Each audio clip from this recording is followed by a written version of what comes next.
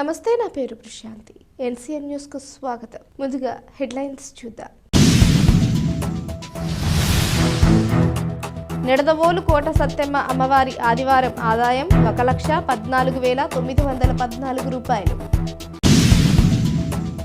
తూర్పుగోదావరి జిల్లా నిడదవోలు మండలం తిమ్మరాజుపాలెం గ్రామంలో వెంచేసి ఉన్న కోరిన కోర్కెలు తీర్చే శ్రీ కోట సత్తెమ్మ అమ్మవారి దేవస్థానం నందు ఈరోజు అమ్మవారు ప్రత్యేక అలంకరణలో దర్శనమిచ్చారు.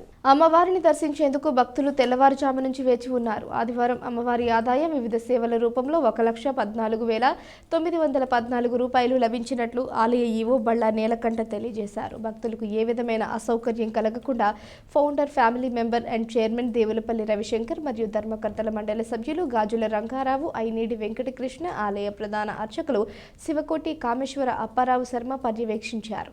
అమ్మవారి దర్శనం అనంతరం విచ్చేసిన భక్తులకు ఉచిత తీర్థ ప్రసాదాలు, ఉచిత అన్న సమారాధన నిర్వహించారు.